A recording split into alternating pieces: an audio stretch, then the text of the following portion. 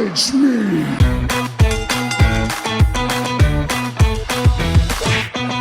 Allez, salut à tous et bienvenue sur InfoCatch. Allez, on est parti donc pour une nouvelle interview.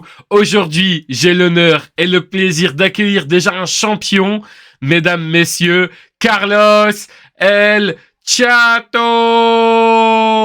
Salut Carlos, merci à toi d'avoir accepté cette interview. Et la première question, c'est est-ce que tu peux te présenter pour les gens qui ne te connaîtraient pas? Hermano, que me yo soy Carlos El Chato Valderrama, el campeón de campeones, el champion of the champ. Justement, maintenant, je suis le champion de la MEW, c'est la Main Event Wrestling à Montréal, au Canada. Puis oui, c'est une des plus grandes associations au Québec tout de suite maintenant. Puis c'est moi qui suis champion depuis 2 ans maintenant. Oh! 2 ans. Après avoir battu Mattman Fulton, qui était un ancien lutteur de la NXT, puis de TNA. Puis il y avait Stu Grayson aussi qui faisait partie de la AEW, la All Elite Wrestling. Franchement, j'adore la photo qui est derrière toi. Ça te va parfaitement. Franchement, ça te va, mais méga bien. Oh. Franchement, c'est parfait. La première question, tu verras, elle est toute simple. Alors, c'est vrai que, tu vois, chez nous, ici, en France, on dit catch. Vous, je sais que vous dites lutte. Donc, surtout, ne sois pas surpris si je vais essayer de dire lutte, mais ne sois pas surpris si parfois je dis catch. Non, je voulais, on a des lutteurs de France, des lutteurs des Belges, puis on s'habitue quand on parle. Ok, il n'y a pas de souci. Du coup, ma première question, elle est très simple. C'est, je voulais savoir un petit peu comment tu découvres le catch, toi, pour la première fois. Est-ce que tu vois, c'est un peu l'histoire de tout le monde, à la télévision, à l'école, on te le fait découvrir. Ta première connexion, comment ça se passe pour toi?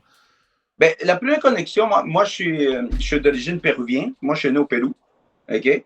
Puis, il passait un peu la lutte moi, je te parle à l'époque, il y avait Jake the Snake, Hulk Hogan, c'est ça qui était populaire, ça passait un petit peu là-bas. Mais on les connaissait plus pour les jeux à l'époque, c'était Nintendo puis tout ça. Mais c'était plus le soccer. Là-bas, c'est le soccer, la gente joue le foot, comme vous dites ici, là-bas. Le foot, ils jouent le foot. Moi, j'ai joué beaucoup de foot. Mais quand je suis arrivé au Canada, j'ai pas aimé ça parce qu'on peut pas jouer dans la neige. So, c'est une journée qui avait une tempête et tout, faisait super froid. Puis mon père, ben, ils ont dit, ben, tu peux sortir plus tôt de la job parce que il neige, il n'y a pas eu d'électricité, une affaire de même dans le coin où lui était. So, il m'appelle et il me dit, tu sors pas. J'ai loué des vidéos. Là. J'étais comme, OK, pour regarder à la maison. Puis une de ces vidéos-là, c'était Hulkamania 4. Oh! Ouais.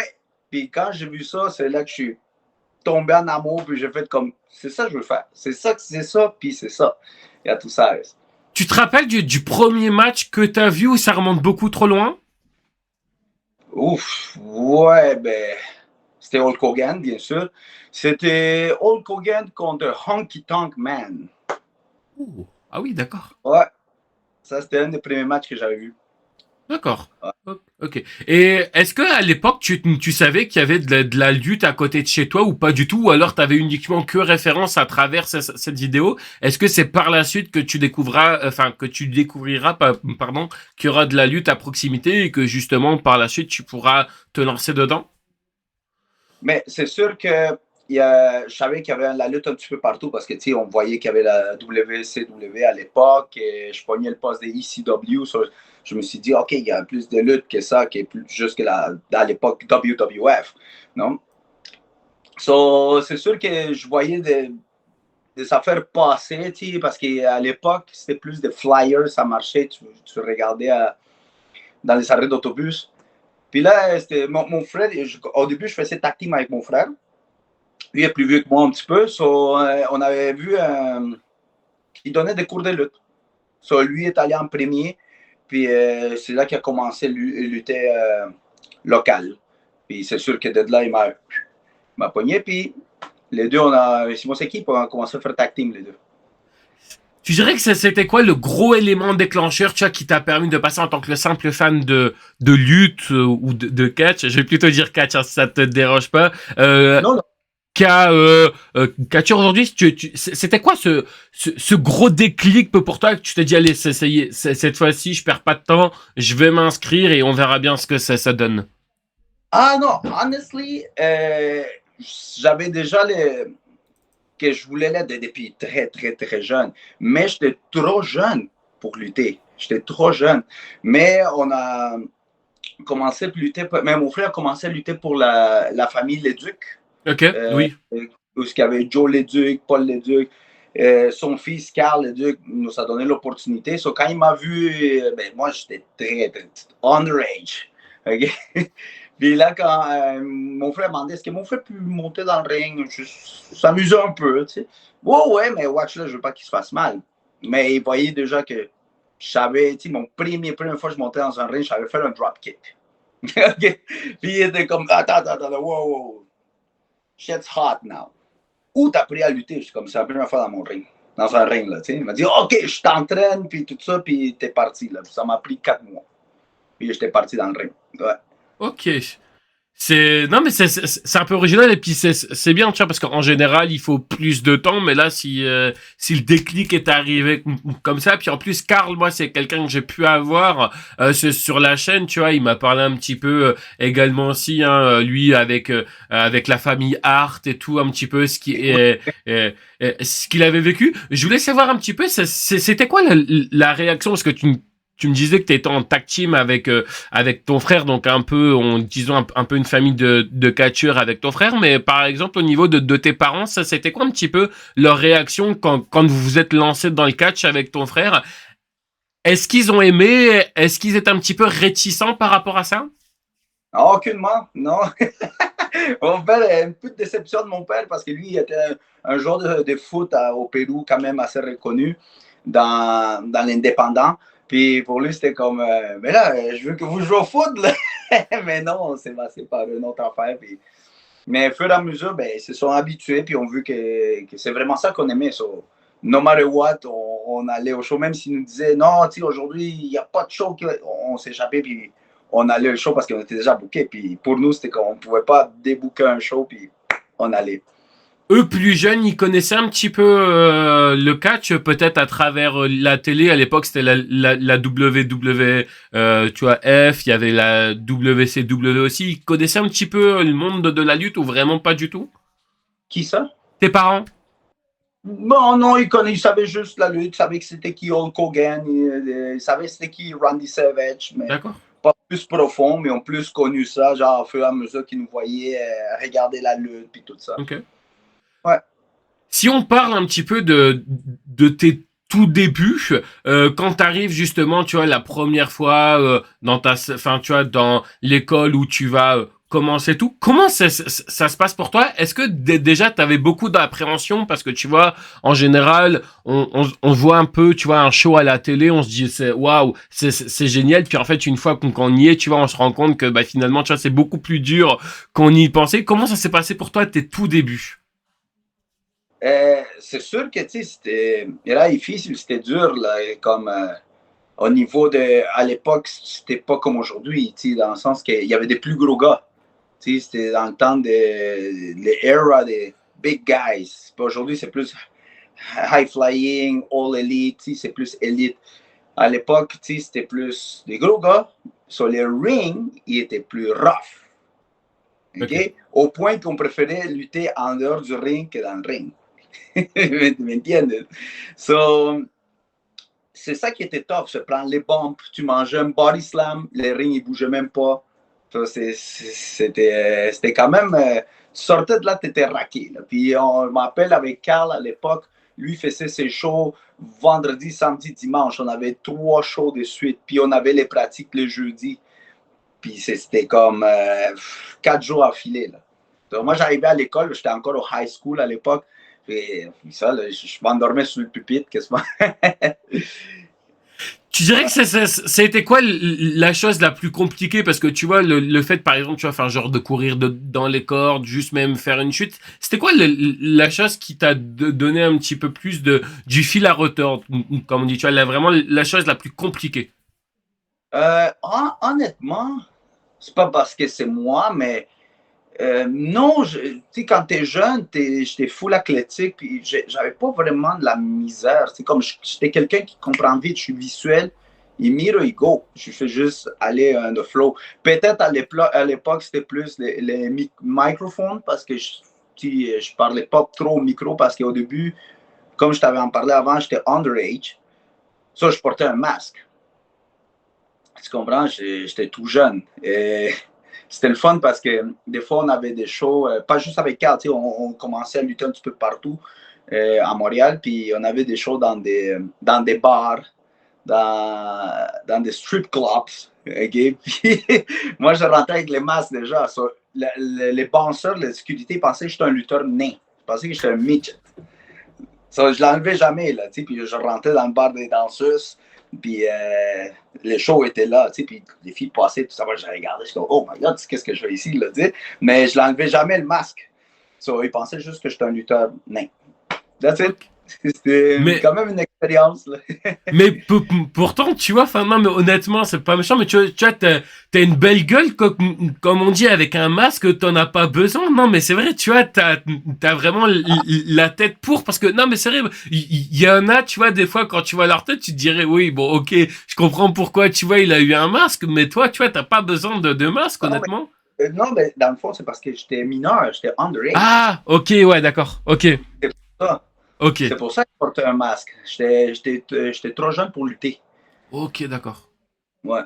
Et Mais Carl, il avait vu le potentiel dans moi, puis il était comme, je sais que tu es jeune, mais je veux absolument que tu luttes. Là. C'est pour ça qu'il m'a quand même, il s'est donné un bon 4 mois, il m'a poussé, puis après 4 mois, j'ai fait mon premier show. ok. Et est-ce que le fait aussi que tu te sentais à l'aise, est-ce que c'est parce que aussi, tu vois, tu avais peut-être un pilier comme ton frère, parce que tu disais que t'avais été, est-ce que le fait d'avoir également aussi, pendant, tu vois, enfin, pendant les entraînements, avoir peut-être un pilier, avoir quelqu'un que tu connais, est-ce que ça t'a Ouais. quand même aussi permis Et oui, à... et des niveaux de confiance, Ouais, même mon grand frère est là, que quand tu es jeune, c'est sûr que tu te sens plus en protection quand ton grand frère est là. Je pense que c'est ça aussi qu'il y a eu un petit de confiance. Puis, honestly, moi, j'ai jamais eu des problèmes de gêne. J'ai jamais été gêné. J'ai jamais été une personne que, je suis gêné de faire ça. Non, non, j'étais toujours on the flow. Ça, c'était un peu à cause de ma mère. Avant ça, comme 2 ans avant que je fasse du catch, comme vous dites, elle m'avait inscrit dans un cours de théâtre. Puis moi, j'étais comme, what the fuck, que de théâtre. Je vais pas faire du théâtre, là, tu sais.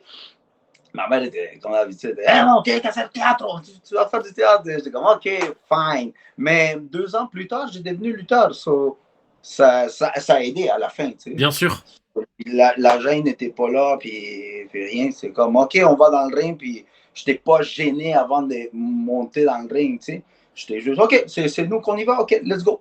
Mais tu vois, regarde, c'est ça aussi qui est surprenant. Et là, tu vois, tu viens de passer un bon message parce que c'est vrai que tu vois, en général, quand on sait pas et tout, on se dit ouais, mais à quoi ça va me servir en fait, tu vois, par exemple, parce que tu vois, je sais qu'il y a beaucoup, tu vois, de catcheurs qui sont passés, qui conseillent un peu, tu vois, de faire soit du judo, tu vois, pour les chutes, mais faire du théâtre. Et toi, après, par la suite, t'as vu à quoi Ouais. ça t'a servi le théâtre dans le catch, quoi. Ouais.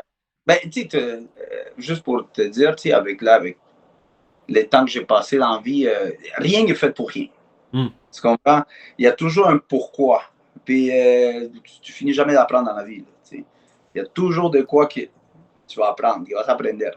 Ça, c'est sûr, on en apprend tous les jours, hein. Même les Tous les plus jours, grands, tu vas apprendre. ils te le disent. Est-ce que ton frère, il catch toujours ou il a arrêté? Et non, oui, là, on a eu une séparation à cause que, là, moi, je suis devenu babyface, lui, il a toujours été heel, forever. Mais après ça, lui, il a déménagé en Floride. D'accord, ok. Okay? Mais il pensait comme, bon, je déménage en Floride, tout ça, mais c'était plus fort que lui, il lutte encore. Il lutte pour Ok. la CCW en Floride avec Gangrel, puis du monde de même, là. Ça va bien, son affaire. Tu restes encore en contact avec lui ou est-ce que c'est un peu Oui. compliqué, ouais? Non, non, oui, oui, oui. Ouais. On reste, des fois, quand je vais en Floride, je lutte là-bas, puis il y a toujours des connexions. J'essaie toujours de lutter le plus possible partout. C'est compliqué de travailler avec un frère parce que tu vois, nous on a un peu, enfin moi personnellement, hein, c'est vrai que le premier truc qui vient, alors peut-être que toi, t'auras aussi d'autres références, mais c'est vrai que le truc également, on avait les Art à l'époque également, hein, Owen Art, on a aussi, plutôt moi de ma génération à moi, c'est plutôt les Hardy Boys, tu vois, Jeff et Matt Hardy. Est-ce que c'est compliqué de travailler avec son frère hein, quand on est Non, lutteur? non, au contrario, c'est más facile, c'est plus facile dans un autre sens parce que si c'est ton frère, puis des fois, si tu peux y rentrer tes coups, des fois, mais tu sais que ça va rester en famille. Là. Tu vois, tu veux lui faire passer un petit message, boum, hein, tu te rappelles? Exactement. Depuis il peut passer des affaires. Tu nous parlais tout à l'heure comme quoi que tu étais babyface. Je voulais juste un petit peu, avant de parler de savoir, enfin, tu vois, si tu préfères plutôt heel, plutôt face, est-ce qu'on peut parler un petit peu de ton personnage, un petit peu la création, de quoi tu t'es un petit peu inspiré, bref, comment est ton personnage pour les gens qui, comme moi, ne le connaissent pas. Honnêtement, le personnage il est venu au courant de ma vie. Dans le sens que c'est pas une gimmick, c'est pas un personnage. Je suis vraiment de même, tu comprends? On, je rentre avec la tune salsa d'Hector Lavoe, puis j'adore danser, puis tout ça, c'est comme bien sûr, les filles tripent. C'est pas une personne, je suis vraiment des mêmes. Un gars qui est toujours joyeux, qui aime la fête, il aime faire les parties, puis everything like that. Comment? Ton personnage a un côté séducteur, tu dirais? Séducteur, comment? Ben là, quand tu vas en boîte, Ouais. dans une discothèque latino, tu vas voir quoi? Tu vas voir un gars comme Marc Anthony qui va rentrer avec ses belles chemises puis danser avec toutes les filles, tout ça. Puis, et voilà. C'était rendu même plus une gimmick. C'est la vérité. Mais nous, on a toujours été heel, mais là, c'était rendu que la foule m'aimait Ok. à moi. Mais la foule a toujours haï mon frère. Alors qu'on a fait, ben là, si même à moi, il t'aime pas à toi, ben on va split. Et c'est ça. Mais ça a T'as bien plus, marché.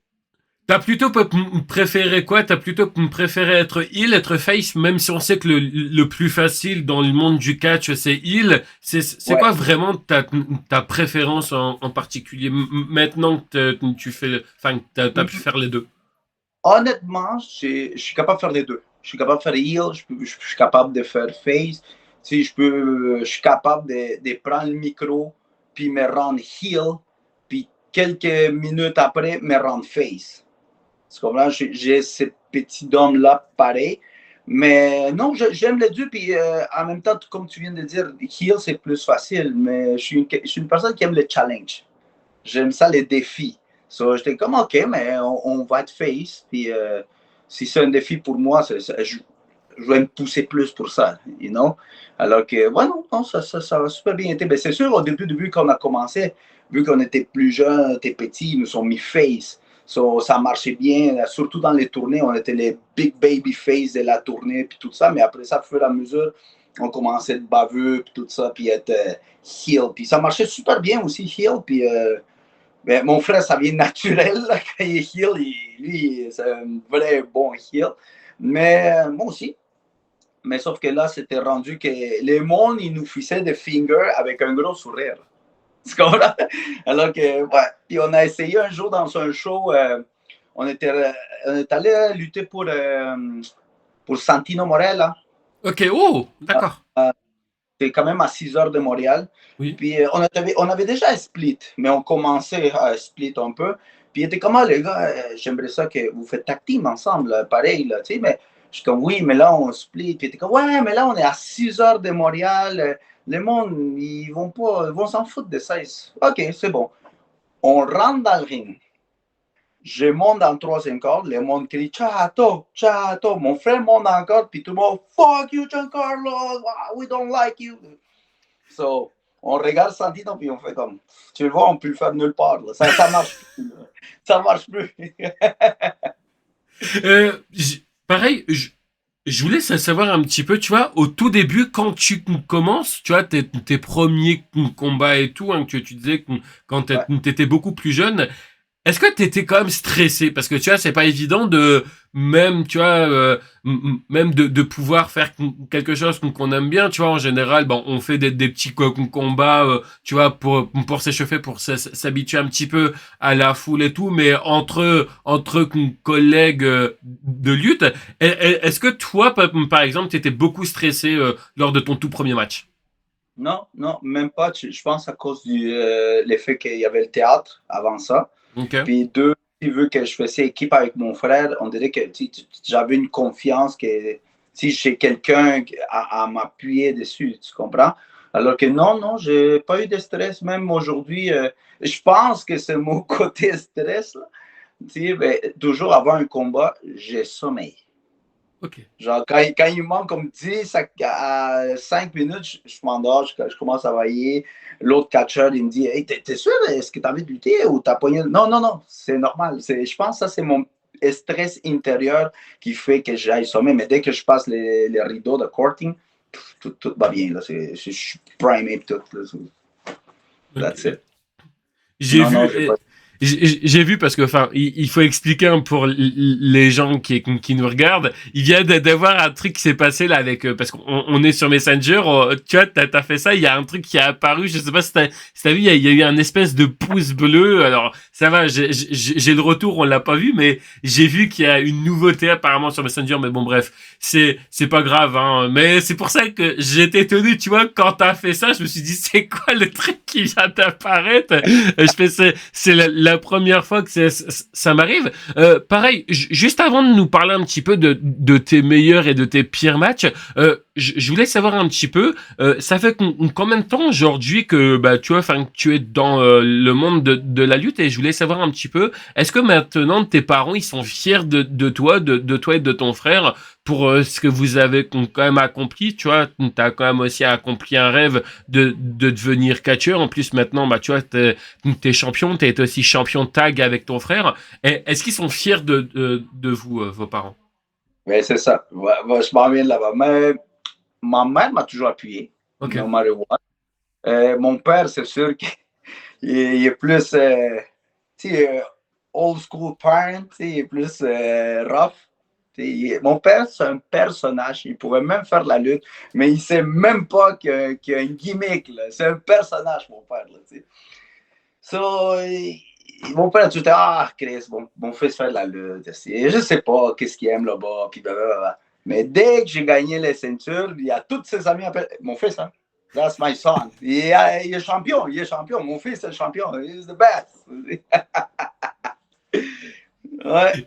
Ils l'ont compris un petit peu, enfin que c'était quelque chose parce que tu vois en général, surtout peu plus jeune, on a une passion pour quelque chose, puis ensuite tu vois avec l'âge, on monte au fur et Ouais. à mesure, et puis bah parfois quand on arrive un petit peu à un certain âge, on se rend compte qu'un petit peu, tu vois, enfin c'est pas quelque chose, tu vois, enfin qui nous plaise et tout, tu vois, ça arrive, c'est on évolue et tout. Toi, qu'est-ce qui justement t'a donné envie de continuer justement dans le monde de la lutte? Moi, je suis quelqu'un de persévérant. OK? Puis des deux aussi, il y a beaucoup de lutteurs ou catcheurs qui t'ont déjà dit la même affaire. La lutte, c'est comme une drogue. Tu essaies d'arrêter, mais tu peux pas. Tu as toujours, faut que tu reviens, tu as envie de retourner dans le ring. Puis moi, je me suis dit, tu sais, comme, je vais l'essayer. Tu sais, que même si le temps a passé, je me suis dit, check, si je l'essaye pas de me rendre à un gros niveau, euh, j'ai pas envie d'arriver, on va dire, à 60 ans ou 70 ans, puis me dire, est-ce que j'aurais arrivé? Tu comprends? D'avoir ça dans ma tête, est-ce que j'aurais arrivé? So, je préfère l'essayer. Si ça n'a pas marché, ça n'a pas marché. Mais au moins, je l'aurais su. Sinon, je ne vais jamais le savoir. Et c'est ça qui me motive encore aujourd'hui, d'être totalement là. Et en plus que justement, maintenant, depuis quelques années, là, je suis plus en discipline, focus,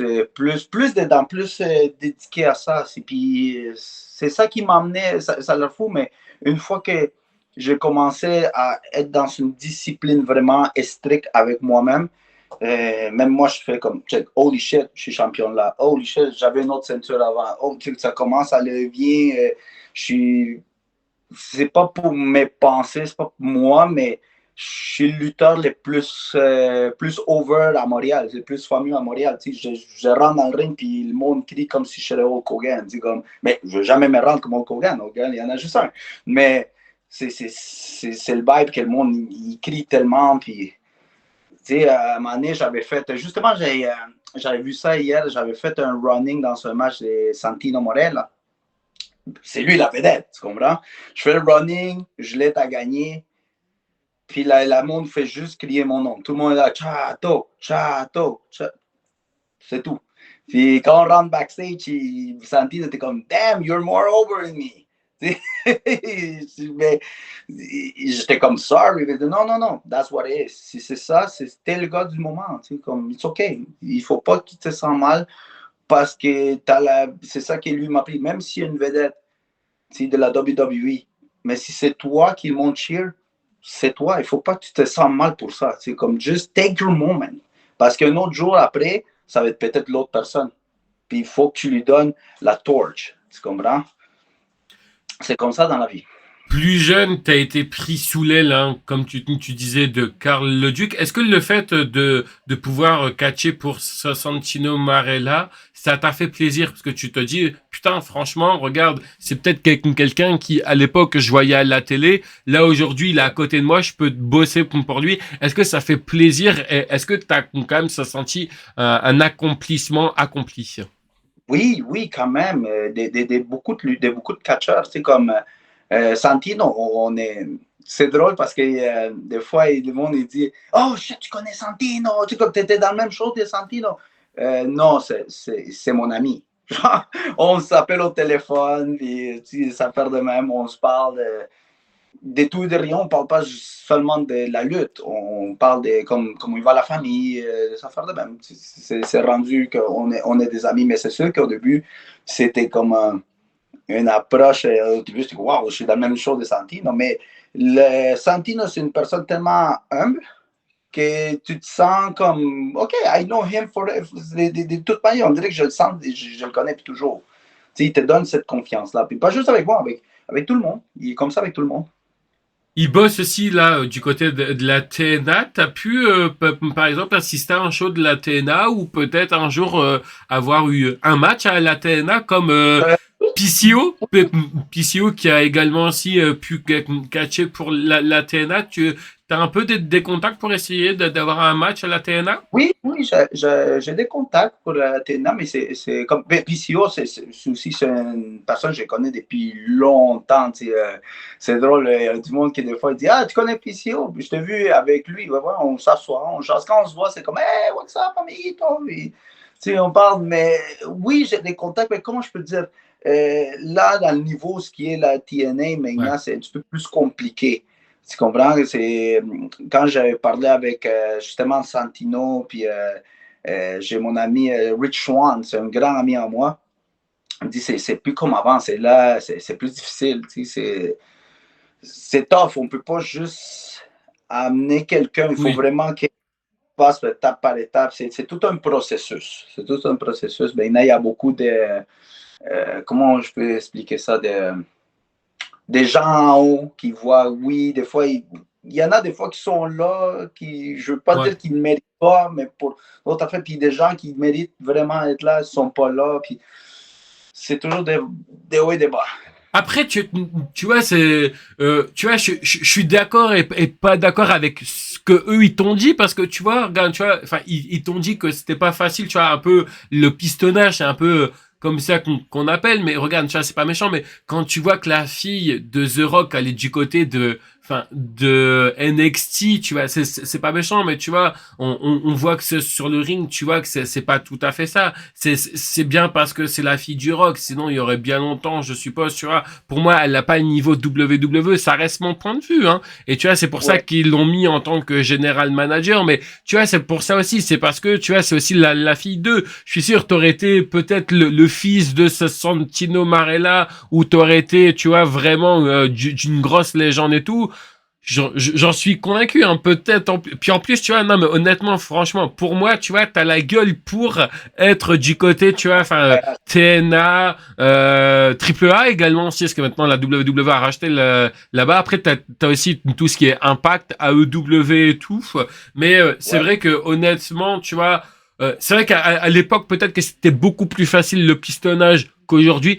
Ça l'est peut-être encore, mais c'est vrai que tu vois, mais je le remarque parce que tu vois, t'es pas le premier à me dire hein, que c'est plus pareil qu'avant, parce que tu vois, moi j'ai pu avoir par exemple le regretté Sabu, qui m'avait expliqué ça aussi, hein, tu vois que c'était beaucoup plus compliqué aussi. Maintenant, GTG aussi, enfin tu vois, j'ai eu pas mal de demandes également qui m'ont dit effectivement, et c'est vrai que tu vois, je rejoins beaucoup ça. Après également, tu vois, regarde Andrade aussi, tu vois, la WWE qui, bah, en Ouais. fait, en gros, tu vois, parfois, en fait, en gros, c'est vrai que on sait pas vraiment trop ce qu'ils veulent la WWE parce que parfois ils veulent quelque chose, puis ensuite ils l'utilisent, puis après ils vont plus savoir quoi en faire. Donc ouais, c'est vrai, je comprends un petit peu. Je voulais savoir si, hein, mettons, tu me dirais quel était l'un de tes meilleurs matchs que tu as fait jusqu'à maintenant et quel était tes pires matchs. Qu'est-ce que ça serait pour toi et pourquoi?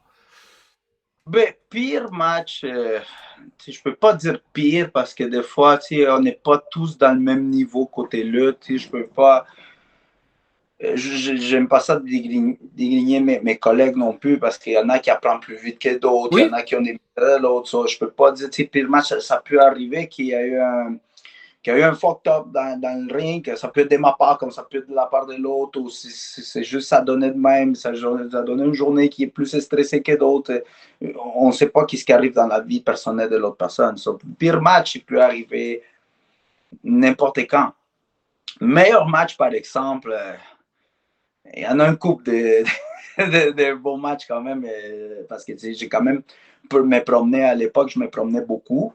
Je te parle dans les années plus 2009, comme ça, je me promenais quand même. On avait fait quand même deux tapings de la ROH, de Ring of Honor, à l'époque. On avait fait Jersey All Pro aussi à l'époque, qui c'était très populaire. Ça marchait bien. On avait toujours des bons matchs là-dedans. Mais un bon match, je dirais, contre Stu Grayson, que c'était un très, très, très, très bon match. Et ça, c'était un de. C'est quand même récent. Stu, on a toujours. Je le connais depuis plus de 10 ans, puis on a toujours été souvent dans les mêmes shows, mais on n'avait jamais lutté contre. Puis là, ça donnait qu'on a fait un one-on-one.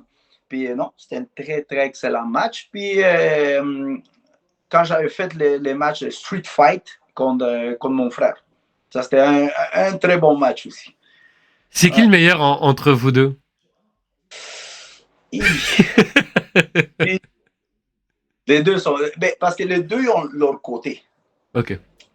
Comprends? Avec mon frère, c'était un face et heel et face. Avec Stu, on était deux face. So, il y avait des belles passes. Avec l'autre, c'était plus des passes heel et face. Puis c'était un street fight. So, c'était quand même un peu difficile de comparer quel était meilleur. Comme les deux étaient quand même assez solides.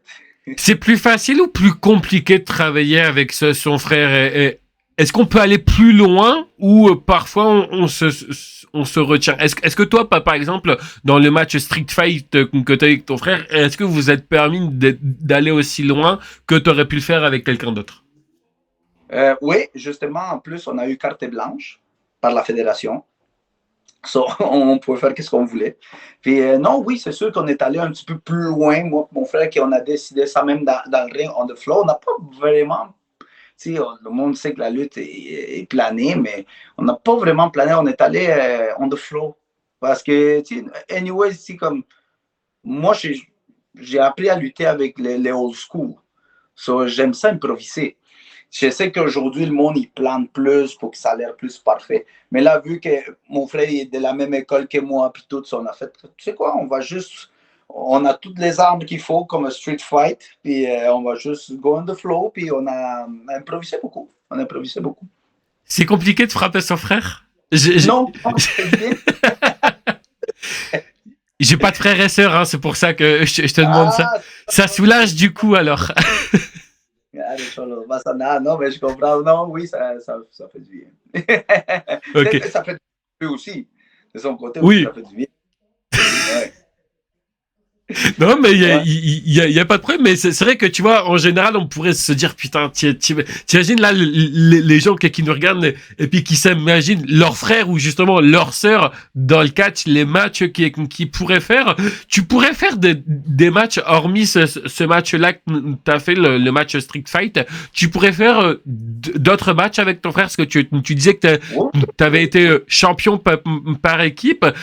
Tu pourrais faire par exemple des TLC matchs. oui. Ça a été aussi pareil. Enfin, c'est une question que je t'ai pas posée tout à l'heure par rapport à ton frère. Ça a été compliqué votre séparation un petit peu. Vous l'avez bien vécu ou pas du tout? Oui, oui, on a bien vécu. Puis tout, parce qu'on a, comme je t'avais dit, on aime ça, la mentalité old school, Ok. au point qu'on ne s'est jamais accepté sur les réseaux sociaux. Juste pour les fans. Ah On s'est oui, jamais. d'accord. On n'est pas mis à Instagram, on n'est pas mis en Facebook. Peut-être, je pense à Facebook, non, oui, mais à l'époque, non. Instagram, on est juste toujours pas mis à Instagram. Ouais. Pour rester dans le kayfabe absolu. Ouais, mais c'est drôle parce qu'à un moment donné, il y avait la Elimination Chamber qui est venu à Montréal. Et on est allé voir le show. Puis lui est allé aux toilettes et quand justement il est allé, je trouvais des fans. Puis j'allais lutter comme mon frère le show d'après. Puis il était comme, hey man, you're gonna kick your brother's ass. Blah, blah, blah. Mon frère il sort là. Puis il est comme, oh shit. Et je l'ai juste vu qu'il est parti en courant pour pas que le monde nous voit ensemble. Là. Ouais. Ouais, non, mais c'est bien. Puis tu vois, c'est aussi bien, tu vois, de rester tout le temps aussi dans le kayfabe. Tu vois, ça permet également aussi de protéger un petit peu vos matchs. Et ça, je trouve ça important parce que c'est vrai que, tu vois, parfois, tu dirais justement, regarde, on parle du kayfabe parce que ça, c'était une question qui est arrivée un peu plus tard, mais on pourra pas parler là maintenant vu qu'on en parle. Est-ce que tu dirais que le kayfabe, tu vois, aujourd'hui avec les réseaux sociaux, est mort ou alors il est toujours en vie? C'est quoi, toi, ton regard sur le kayfabe d'aujourd'hui? Honestly, honnêtement, le kayfabe pour moi, qu'est-ce que je vois d'aujourd'hui, c'est mort. C'est mort malheureusement. Malheureusement parce que j'adore le kayfabe. Moi et mon frère, on a toujours regardé la feud de Brett et Owen. Puis c'était quasiment qu'on l'a cru. Tu comprends? Puis nous, on veut encore garder ces kayfabe. Moi, dans tous mes matchs, j'essaie de garder le plus de kayfabe possible. J'essaie de que le monde, même si le monde le sait, maintenant qu'il y a un kayfabe puis tout ça, j'ai quand même réussi à convaincre les gens qui sont assis que this shit is real. Tu comprends? Quand j'avais lutté avec Falaba, on a rendu ça quasiment réel. Le monde. Moi, je n'étais pas là ce jour-là. Moi, j'étais parti parce que j'avais un combat le jour d'après. Et apparemment, Falaba, après le match que je jouais avec, crise de bons matchs, et tout ça. Il est allé dans un bar, OK, avec Fulton.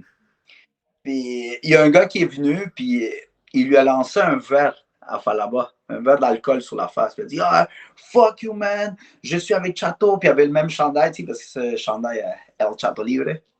Puis le gars, il avait le chandail, puis il était comme, non, fuck toi. Fulton, il était comme, hey, j'étais à deux doigts de frapper le gars, là, parce qu'il nous a vraiment disrespect. Il very, very like you. Là, c'est comme, lui, il était rentré dans le personnage. Il était rentré dedans. Les fans étaient vraiment comme, OK, shit's real. Tu comprends? J'ai fait quand même croire le monde que moi, puis Falaba, c'était une vraie feud. Tu dirais que après un combat, il faut rester toujours dans son personnage. Tu vois, par exemple, imagine là, tu vois, hier, t'as eu un show. Est-ce que quand vous faites des photos avec les fans, vous signez les autographes et tout, est-ce que tu restes vraiment dans ton personnage? Tu Ouais. redeviens toi-même? Comment tu gères ça, toi? Je vois les autres, il y en a que non. Moi, oui. Moi, oui, j'essaie de garder le personnage 24 sur 24 le plus possible. Ben, c'est pas un personnage, je suis comme ça, mais Oui. j'essaie de kayfabe le plus possible. C'est sûr que s'il y a un heel, je ne vais pas me mettre dans la merch à côté de lui. Je vais me mettre un petit peu plus loin, je vais aller plus loin là-bas, puis j'essaie de, comme, de pas visualiser avec les heels, même si c'est mon grand ami backstage. Okay? Si je te parle l'inverse, quand moi j'étais heel, puis on était dans la table de merch, puis je voyais le face là-bas, oh my God. Je lançais des affaires, je l'insultais, mais juste, on crée une hit là-dedans, juste dans la table de merch. Là. Tu nous disais tout à l'heure, pendant l'introduction, ça faisait 2 ans que tu étais champion. Ouais, Tu ouais, peux là, ça va. nous, tu peux nous expliquer pourquoi une aussi grosse durée de se sentir? Parce que tu es le meilleur, c'est pour ça? Non, honnêtement, c'est plus popularité. Ok. Je rentre dans le. Tu sais, parce qu'on s'entend, il y en a des bien meilleurs que moi, tu sais. Mais c'est le fait que l'énergie de l'entrée, l'entrée seulement, comment je rentre, comment je dégage les faciales. Je vais chercher la foule, la crowd. Quand tu entends ma tune, les mondes sont debout, les chaises sont plus assis. Tout le monde est debout, tout le monde chante, tout le monde crie mon nom. Puis c'est ça qui fait aussi que non, these guys need to stay champ. Tu comprends? Il faut qu'il reste champion. Oui, oui. Là. Et c'est ça qui a fait que, OK, on va le garder comme champion. Puis c'est ça. Là, ça fait 2 ans. Là. Tu le savais à l'époque que tu allais rester aussi longtemps champion ou vraiment pas du tout? Parce que c'est vrai qu'en en général, on devient champion, mais on sait jamais vraiment, tu vois, ce que le promoteur veut. Est-ce qu'il veut que je le garde assez longtemps, pas longtemps? Non, je pensais pas. Comme, ils m'ont quand même booké avec du monde que je me suis dit, quand j'arrivais au show, je me suis dit, OK, that's it, je vais le perdre. Quand j'avais lutté avec Beastman, je sais pas si tu sais c'est qui, Pas du tout, non.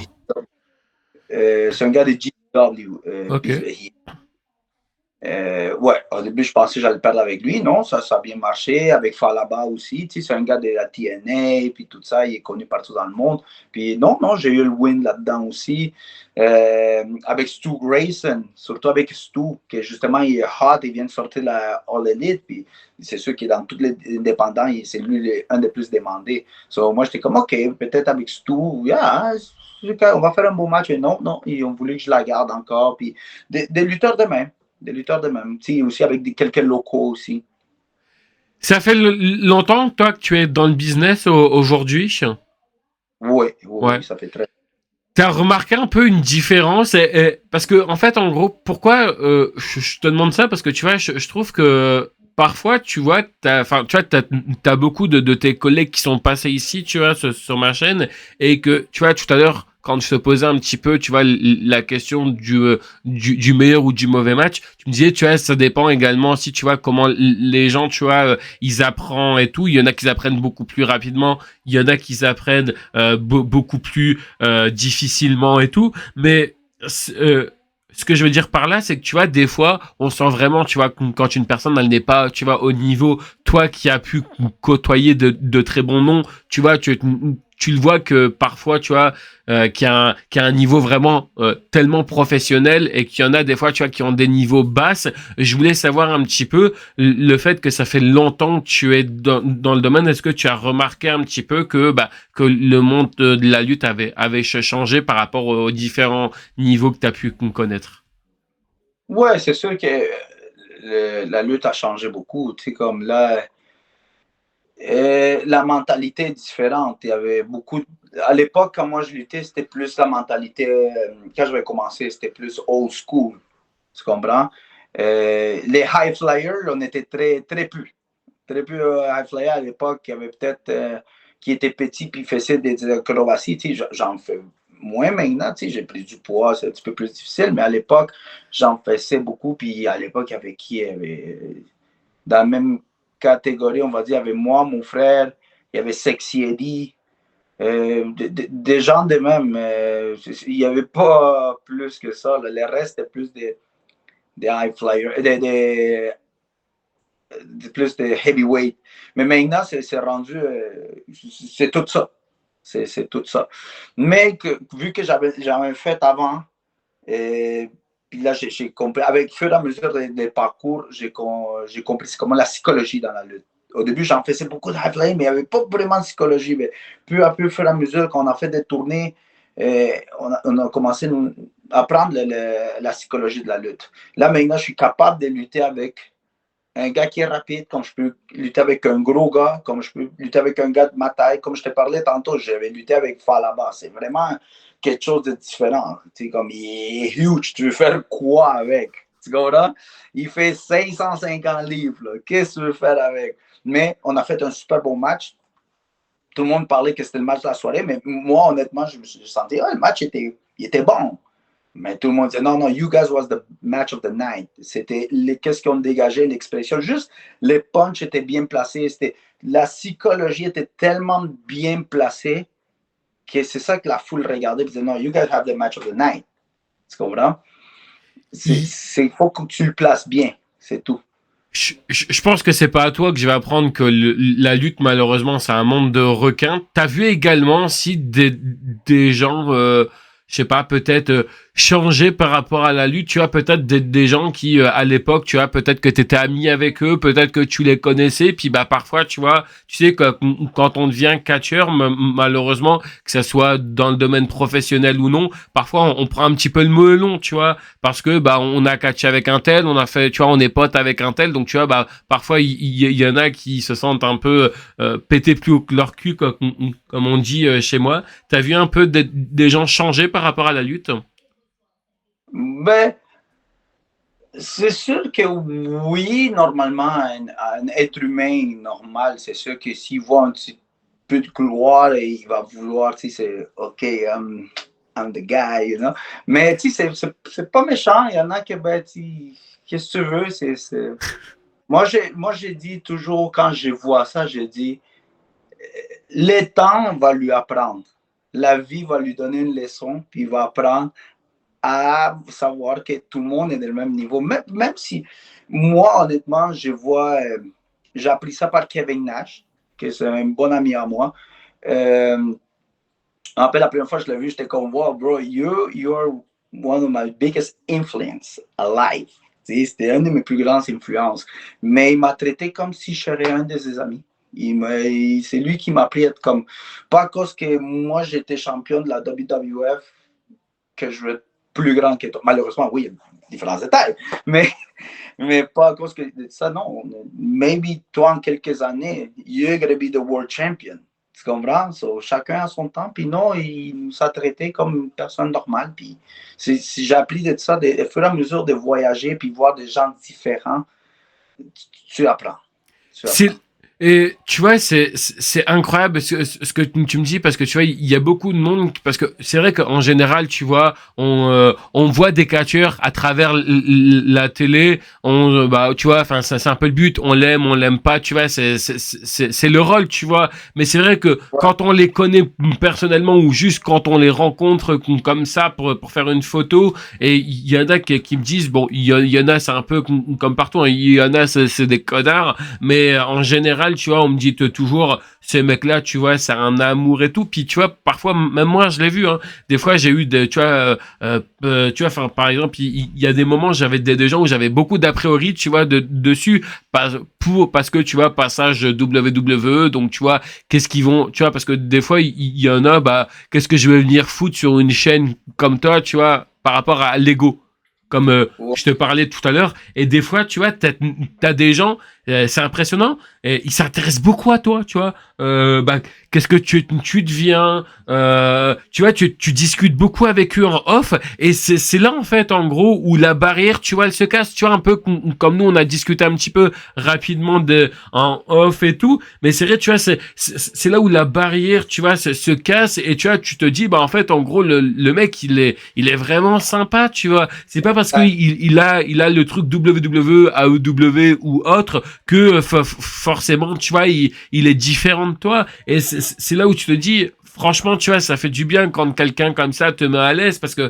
tu vois, parfois, tu te dis, tu vois, moi qui n'ai juste pas journaliste, tu vois, moi je suis juste fan et tout, je partage un petit peu ma passion, tu vois, je me mets aucune pression et tout, mais c'est vrai que, tu vois, quand j'ai des grands noms comme ça, je me dis, putain, j'ai pas le droit à l'erreur, imagine, tu vois, un seul bafouillage, une seule connerie, tu vois, ça peut vite énerver la personne ou quoi que ce soit, et en fait, en gros, tu vois, au fur et à mesure, tu vois, de l'interview, quand tu vois que la personne en off, elle est sympa et puis que tu vois que tu tournes et puis qu'elle te répond à tes questions et tout, mais vraiment, tu vois, calmement, gentiment, tu vois, ça fait plaisir, tu vois, ça enlève le bouclier que t'as pu avoir et ça enlève également aussi l'image que tu pouvais avoir de la personne. Ouais. Ben, tu sais, je te dis, comment je peux t'expliquer? Comme tu me disais, des fois, les jeunes, les gens connaissent une vedette de la WWE, des fois, ils disent, ah, c'est un connard, puis tout ça, mais je vais vous donner un conseil à eux. Un conseil que ça va marcher, OK? Si tu vois un lutteur de la All Elite ou WWE, peu importe ce soit, ne lui parle jamais de lutte. Ils n'aiment pas les marks. Il faut que tu lui parles d'autres affaires. C'est pas que c'est un connard. C'est parce que il est tanné. Il passe sa vie à lutter. Il est 24 heures sur 24 là-dedans. So, il est tanné d'entendre lutte. Tu comprends? Et quand un fan il vient et il lui parle de lutte, il est comme ah, OK, there we go again. Un autre encore qui veut me parler de ça. Mais si tu lui parles d'autres affaires, je te jure, il va l'écouter puis il va dire ah, I like this kid. Je l'aime bien. Tu comprends? Ça m'a marché avec moi parce que tous les gens que je voyais comme, mettons, Sabu, je l'ai connu de même, puis je ne l'ai jamais comme demandé un autre, on a juste parlé, puis il était comme, oh, wow. Rob Van Dam aussi, il était super cool, puis quand on s'est connus au point, la première fois qu'on s'est connus, on a parlé, on n'a pas parlé de lutte, rien là. Puis on a parlé 2 heures de temps ensemble. Puis il m'a payé une bière en plus. Avec modération, avec modération. Ouais, il m'a payé une bière, puis mais moi, je ne suis pas quelqu'un qui boit de la bière, mais si Rob Van Dam t'invite une bière, tu ne dis pas non, tu comprends? Mais non, on n'a pas parlé de lutte du tout, on a parlé de life, de tout et de rien, mais on n'a pas touché vraiment lutte. Puis, oh, il était parfait. Justement, par rapport à ça, ça fait du bien de parler d'autres choses et pas uniquement parler de lutte comme tu disais, tu as, enfin, ouais. Ouais, ouais, c'est ça. C'est comme non, on ne parle pas de ça. Puis c'est ça qu'il va faire que la vedette va faire comme oh, OK, the guy is not a mark. So, il va s'intéresser à toi. Puis on va dire, et puis toi, qu'est-ce que tu fais dans la vie? Ou comment est ton niveau de lutte? Puis laisse que lui, il rentre dans le sujet. Okay. Tu comprends? Ça, c'est un conseil que je donne au monde. Il ne faut pas qu'il se fasse rejeter par les catcheurs. Et pareil, je voulais savoir, est-ce que toi, ça s'est toujours bien passé avec des fans ou est-ce que parfois t'as vu un peu des fans un peu, tu vois, un peu pas très sympathiques parce que tu vois, tu parlais un petit peu de la manière de comment il fallait, tu vois, aborder des fans. Nous, on a eu la chance pour la première fois de l'histoire, tu vois, faire de la WWE, d'avoir un show, tu vois, d'avoir un pay-per-view en France. Hein, c'était la première fois que ça arrivait. Vous, du côté du Québec, enfin, il y en a déjà eu pas mal hein, à l'époque et tout. Nous, c'était la première fois. Et tu vois, il y a eu malheureusement un peu comme partout, et ça, tu vois, c'est quelque chose que je regrette. Il y a eu un peu des incivilités, tu vois, il y a des gens qui, tu vois, enfin, qui se sont pas bien comportés, tu vois, avec les catcheurs, qui les ont poussés, des choses comme ça, qui n'ont pas été, enfin, tu vois, respectueux et tout. T'as déjà eu des problèmes ou entendu ou vu des problèmes, toi, depuis que t'es dans la lutte avec des fans et tout, qui se sont mal comportés? Peut-être voir, oui, je me rappelle à Mané quand j'avais lutté à. J'étais au show de la Ring of Honor. Je pense qu'on était à Minneapolis. Il y avait une fan qui s'avait pogné avec Austin Aries. Puis je pense que Austin est allé dehors et puncher le fan. Une affaire de même, c'est son poignet. Mais de ma part à moi, non, ça n'a jamais arrivé, non. Ça, ben, c'est sûr que des fois, il y avait du monde qui me disait je vais t'attendre dans le parking. Ça fait de même. Ah non, c'est vrai. Une fois, oui, je me rappelle, j'avais lutté en région. Et puis, j'avais fait un running, j'ai embarqué dans le match. Puis, les catcheurs étaient. Il y avait une manager qui c'est une fille. So, moi, je suis rentré, puis j'avais déjà demandé à la fille, ça te dérange-tu si, vu que je vais frapper lui, toi, t'es là, t'essaies de me foutre une claque, puis I don't know, je t'ai fait un powerbomb ou quelque chose de même. Elle était comme, ouais, elle était à l'aise. Je suis comme, OK, fine. So, je frappe lui, après ça, elle vient, je pense que j'ai fait un souplex sur une chaise, mais tu sais, je l'avais bien protégé. Tout. Le monde a vraiment, vraiment cru. Quand le show est fini, les promoteurs ils viennent et ils me disent Hey, Chateau, sors pas, là, il faut pas que tu sors. Là. Je dis, pourquoi? Il y a au moins 20 personnes qui t'attendent avec des battes de baseball. Puis tout ça. J'étais comme, really? Moi, je souriais. J'étais comme, mais non, pourquoi t'es content? Ils veulent te frapper pour de vrai. J'étais comme, ben, je suis content parce que ça marche. Tu comprends? It works. Ça, c'est dès qu'ils l'ont cru. Tu comprends? Mais vu que j'ai pris du temps à sortir, ils se sont partis à la fin. Là. Puis c'est mon autre ami qui est sorti de même. Il est allé chercher la voiture par l'autre bord. Puis c'est avant qu'il me voie. Là. Mais ouais, non. C'est la seule expérience tant que telle que j'ai eue. Mais sinon, de ma part, non, non, non. Ils sont fous les Américains parce que c'est vrai que moi depuis que je suis petit j'ai toujours eu ce retour là comme quoi que les Américains tu vois ils sont fous ils créent des choses extraordinaires et tout. Pour toi ils sont fous les Américains tu vois tu parlais là qu'on t'attendait avec une batte de baseball toi qui connais le public américain ils sont fous tu dirais. Euh, non, ça dépend où, ça dépend. Tu sais, comme, je sais pas, j'étais dans des places aux États-Unis aussi, tu sais, mais non, ça dépend avec qui, je sais pas, peut-être des fois, c'est le catcher, des fois, que comme, je peux pas non plus parler contre les Ouais. fans parce qu'ils ont même payé pour venir voir, tu comprends? Mais des fois, c'est le catcher que des fois, tu sais, il passe, il enlève la casquette aux fans, ou des fois, c'est le catcher qui touche les fans, et peut-être c'est ça qui, ça l'arrange. Moi, quand j'étais heel, je m'arrangeais des, oui, genre, provoquer la personne, mais pas.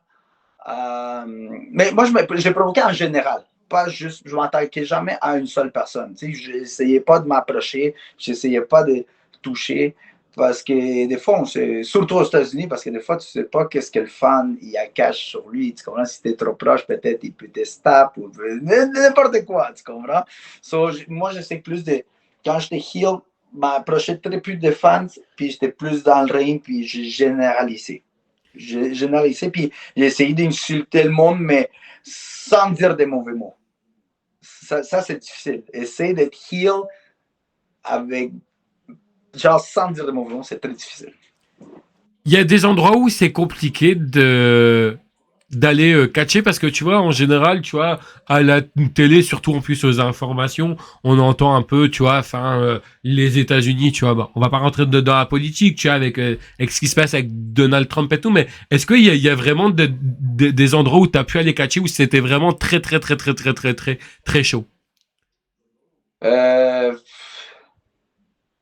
je te dirais Détroit ou Baltimore, parce que ça, c'est des places déjà que tu vois là-bas. C'est pas tant que les fans, c'est la ville qui est dangereuse. C'est Ok. ça plus que d'autres choses. Tu t'attends aussi que si la ville est dangereuse, les fans, ça se peut que ça soit dangereux. Parce qu'on a Philly un petit peu, oui puis non. Parce que là-bas, c'est des vrais fans, à cause que la ECW les savait déjà comment, genre, ça m'adouait un peu que c'est un show puis tout ça, mais c'est une place qui est dangereuse, mais côté lutte, pas tellement. So, ça dépend de la ville. Ok. Ok. Non, mais au moins, tu vois, c'est bien. Et tu vois, moi, c'est ça aussi que j'aime bien, c'est pouvoir échanger avec des personnes, tu vois, qui vivent les choses, tu vois, à l'instant présent. Pas tout le temps entendre, ouais, on entend ça, donc du coup, tu vois, j'irai jamais à cet endroit-là. Tu vois, c'est bien, tu vois, d'avoir aussi des interviews comme ça avec des gens qui ont voyagé et qui savent vraiment comment ça se passe. Je voulais savoir, est-ce que tu as des enfants? Si un jour est-ce que tu as des enfants? Si oui, est-ce que tu les autoriseras à faire du catch? Sinon, pourquoi? Ah non, oui, absolument. Ben, j'ai pas d'enfant. Euh, non, oui, c'est sûr que si veulent faire. Ben, any sport, n'importe quel sport, si vas-y là, je veux jouer au golf. Je veux jouer au golf, oui, je veux jouer au golf. Je veux faire le hockey, je veux faire le hockey. Non, j'ai pas. S'il veut juste être, I don't know, un bibliothécaire, il veut lire des livres, il n'y a pas de problème pour moi. Là, tant qu'il fasse quelque chose, c'est sûr que pour moi, c'est important le sport, tu sais, pour se maintenir à l'aise. Mais non, n'importe quel sport, n'importe quel métier qu'il veut faire, non, j'ai pas de problème. Côté, je te parle même côté fille ou côté gars. Il n'y a aucun problème.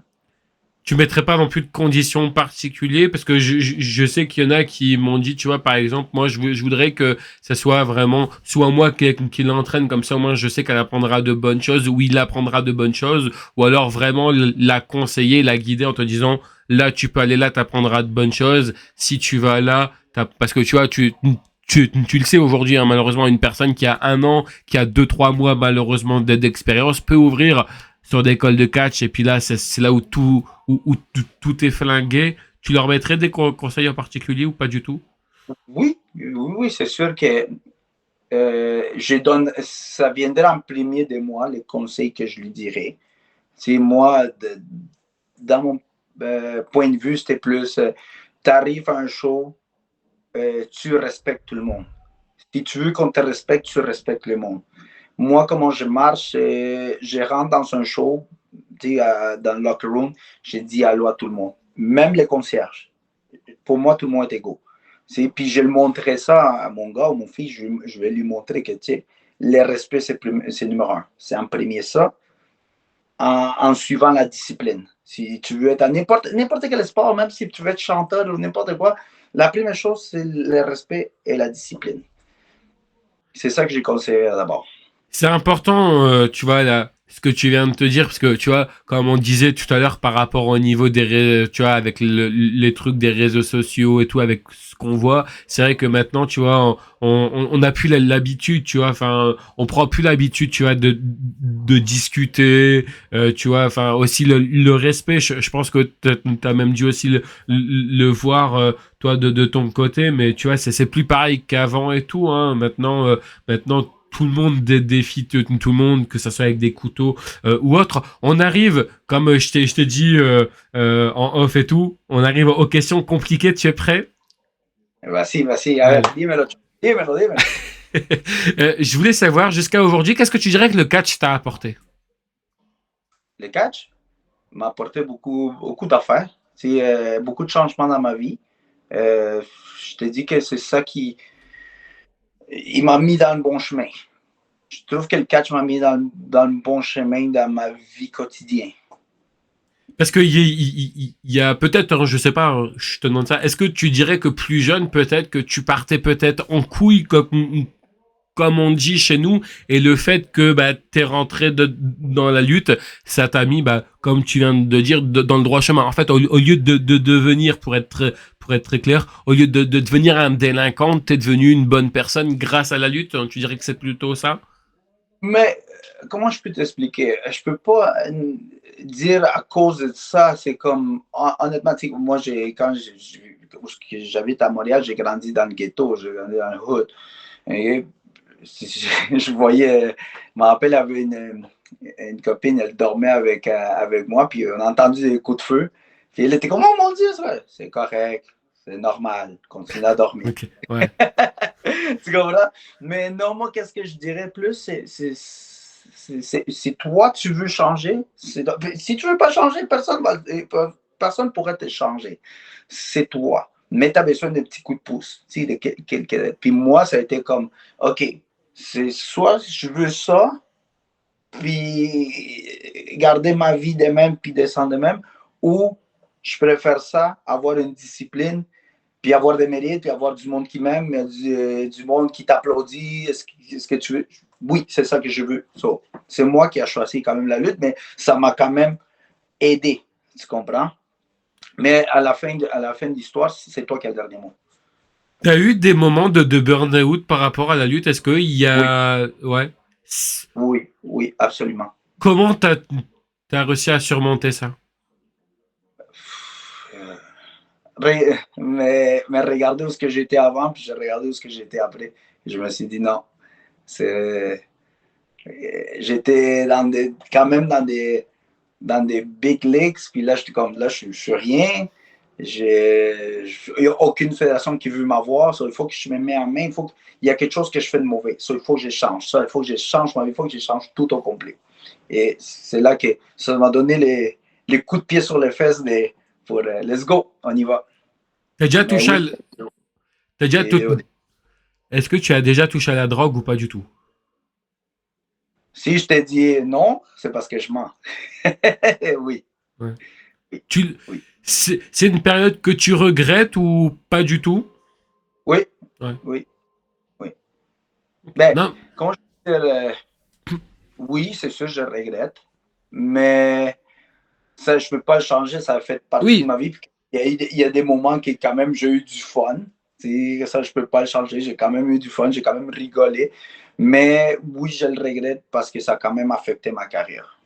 Ok. Non, mais en tout cas, c'est bien. Et tu vois, c'est pour ça aussi, tu vois, moi, je voulais te remercier toi ou remercier beaucoup de monde qui acceptent comme ça, tu vois, de se livrer en interview parce que tu vois, je sais que c'est pas forcément tout le temps, tu vois, évident de pouvoir assumer ce genre de choses et tout parce qu'attention, hein, monsieur a touché à la drogue, donc du coup, tu vois, c'est forcément une mauvaise personne, pas du tout, tu Non, vois. pas du tout. Et c'est ça qui est bien et du coup, je voulais te remercier par rapport à ça, tu vois, de te livrer Justement, autant.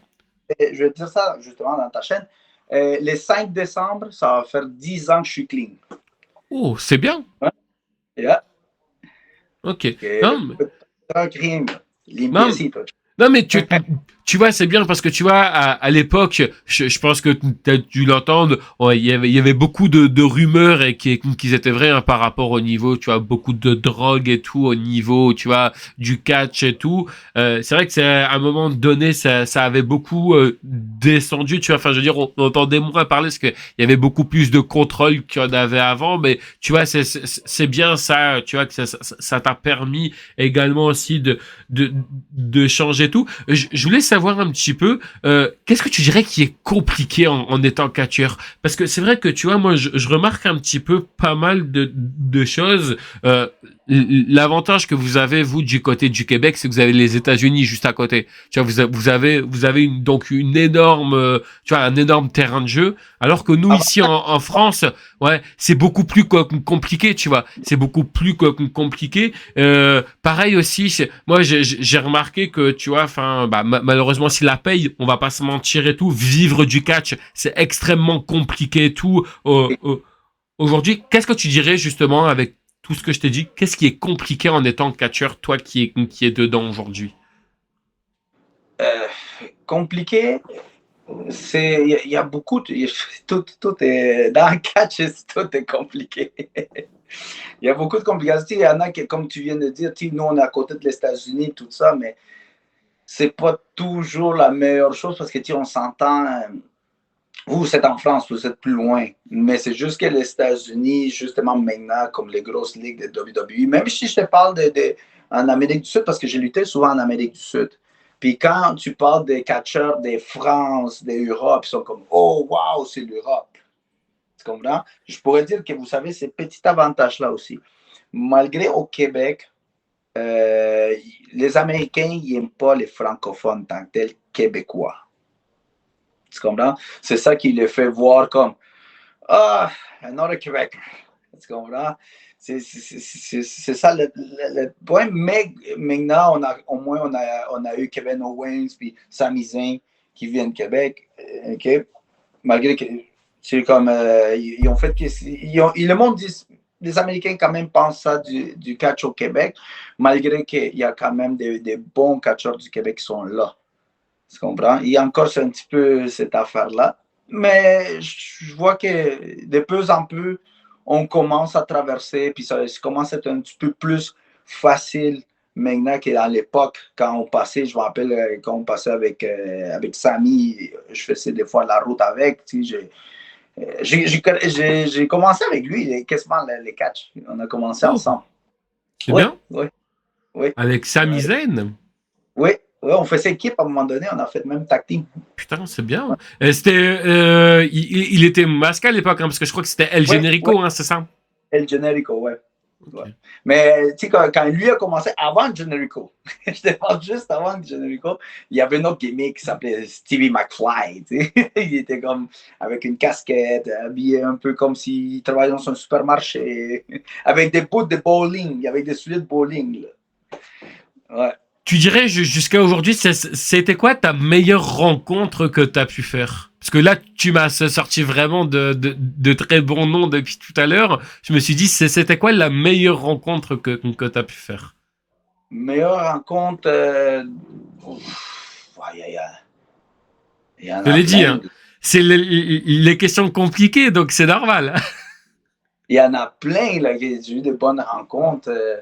Ben, Rob Van Damme, c'était une belle rencontre. Ok. C'était un peu. On luttait à Niagara Falls. Puis moi, il n'y a pas d'avion qui arrive à Niagara Falls. Tous les avions arrivent à Toronto. Donc, moi, j'ai fly de Montréal-Toronto. Puis le promoteur m'appelle. Puis il me dit Hey, les gars qui viennent vous chercher, ils arrivent comme dans 1 heure ou 2. Rob, il est là. Est-ce que tu peux le rejoindre?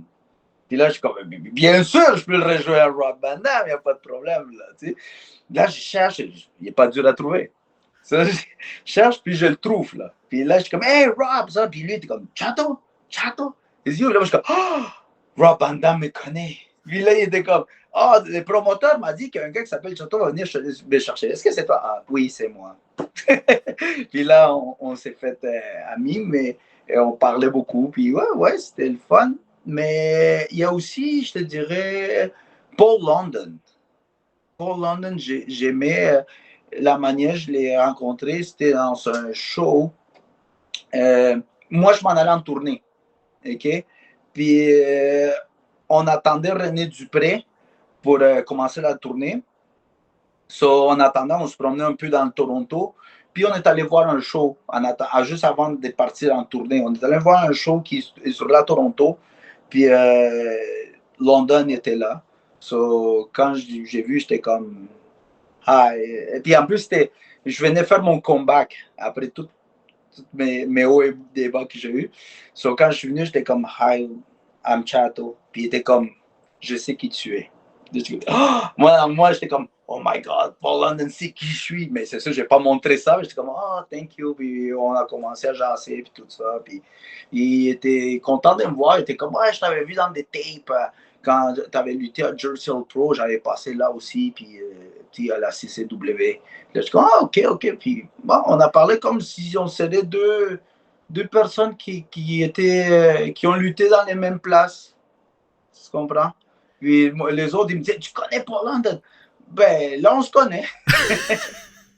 Non, mais tu vois, c'est incroyable à quel point le monde du catch est petit, en fait, hein. Tu vois, Oui, oui. on se dit, tu vois, putain, t'imagines tous les catcheurs, bah, tu connais un tel, bah oui, bien sûr, mais c'est incroyable. Franchement, je te jure, c'est incroyable. Et je voulais revenir un petit peu sur la question que je t'avais posée juste avant, où je te disais, qu'est-ce qui était compliqué selon toi en étant catcheur. Est-ce que tu dirais, et encore une fois, pareil, hein, je veux pas savoir si t'es en couple ou c'est célibataire, si tu veux le dire, il y a pas de problème et tout. Mais est-ce que c'est compliqué, tu dirais, d'être en couple quand on est catcheur? Ben, ça dépend, ça dépend comment tu gères ton couple, moi, je trouve. Il y en a qui, c'est sûr, qui vont te dire ah, mais c'est difficile en couple, puis blablabla. Non, honnêtement, ça dépend comment tu gères, comment la personne avec qui tu es, comment ça marche. Tu sais, comme, c'est tout. Il faut que tu te rendes compte, est-ce que tu as pris la bonne personne? Tu comprends? Tu sais? Mais tu dirais que c'est beaucoup plus facile d'être une personne qui est dans le business ou qui est hors business? Euh, hors business. Hors business? Hors business. Ok. Ouais. Ok. Non, mais... Honnêtement, je ne sais pas, je n'ai jamais été avec Non, mais... comme moi. Mais je ne sais pas, parce que j'ai vu des cas, comme ça m'a déjà arrivé, je ne vais pas dire de nom. Non, mais Euh, on n'est pas là pour dire des noms, de toute manière. c'est ça. J'ai vu, c'était un couple qui, les deux, faisaient du catch. C'est deux de mes collègues que j'aime beaucoup. Mais à un moment donné, je luttais avec lui, puis lui, il n'était pas dedans dans le match. Il était comme, ah, parce qu'il venait de finir avec elle. Ok, Mais ça faisait un mois, c'était séparés, mais ils sont tous les deux dans le même backstage. Tu comprends? Mais elle a amené son nouveau copain. ah oui, Tu comprends? So, lui, il était plus ok. dedans. Quand mentalement, il était pas. C'est pour ça que je te dis, des fois, il peut y avoir des mauvais matchs, pas à cause que la personne est mauvaise, c'est mentalement. Les matchs n'étaient pas wow, les matchs qu'on a eu, moi et lui. Mais lui, c'est un très, très, très bon lutteur. C'est juste que mentalement, il n'était pas là. Et c'est ça qui a fait que ça affectait le combat. D'accord. Tu dirais que les ambiances dans les vestiaires sont tous les mêmes ou des fois ça dépend où tu te situes? Dépend. Ça dépend. J'ai vu toutes sortes de vestiaires. Je vois des fois, il y a des clics. Je vois du monde qui s'aime pas. Des Il y clans? en a des vestiaires comme c'est vraiment agréable. Surtout ici au Québec, on a la MEW. Ça va super bien le backstage. On a la NCW, je ne sais pas si tu as entendu parler. Ça va super bien. Les backstage, non, tout le monde est. On est un team. On est un team, puis on travaille tous ensemble. Moi, de mon côté, j'ai pas de problème dans le sens que je rentre dans un backstage. Comme je te dis, je dis allô à tout le monde. J'essaie de m'intégrer avec tout le monde. So, everybody likes me. Tout le monde m'aime bien maintenant, là, tu sais. Est-ce que tu as vu des choses pareilles? Encore une fois, on n'est pas là pour se citer des noms, mais est-ce que dans les vestiaires, tu as vu des choses qui t'ont choqué? Toi qui parlais un petit peu de la drogue tout à l'heure, hormis de la drogue et tout, est-ce que tu as vu des choses qui t'ont choqué? Peut-être des bisoutages qui n'ont pas été très, très, très, très, très bien appréciés par d'autres personnes, peut-être des bagarres ou autres. Est-ce que tu as vu des choses qui t'ont choqué ou pas du tout? Ah oui, oui, j'en ai vu des bagarres backstage. Oh oui, beaucoup, beaucoup de bagarres. Drogue, bien sûr. Surtout dans les tournées, des drogues, l'alcool et tout ça. Non, non, j'en ai vu beaucoup d'affaires, beaucoup d'affaires. Même quand je commençais, quand j'étais jeune, je savais pas c'était quoi. Ben, je savais que c'était quoi par des films, parce que je suis né au Pérou, c'était quand même un pays difficile, so, je savais que c'était quoi ça, mais je ne pensais pas le voir dans un backstage de lutte à mon courtage à l'époque. Tu comprends? Mais oui, j'en ai vu beaucoup, beaucoup d'affaires quand même. Bagarre, surtout des bagarres. En, là, en quelques mots, qu'est-ce que tu pourrais dire? Parce que tu vois, les gens, ils nous écoutent, tu vois, ils sont peut-être Ouais. fascinés par ton parcours. Tu parles un peu, de toute façon, ils le savent, mais comment on réagit en général, même c'est vrai que c'est un petit peu différent. Là, par exemple, imagine, tu vois, t'as un jeune qui est... parce que moi, j'aime bien m'adresser à monsieur, madame, tout le monde, tu vois. En général, je fais pas, tu vois, des cibles, mais on va dire, tu vois, par exemple, une personne là qui vient de se lancer depuis 2, 3 ans, disons, dans la lutte, tu vois, qui tombe sur des choses où qu'on lui fait des propositions, par exemple, comme de la drogue et tout.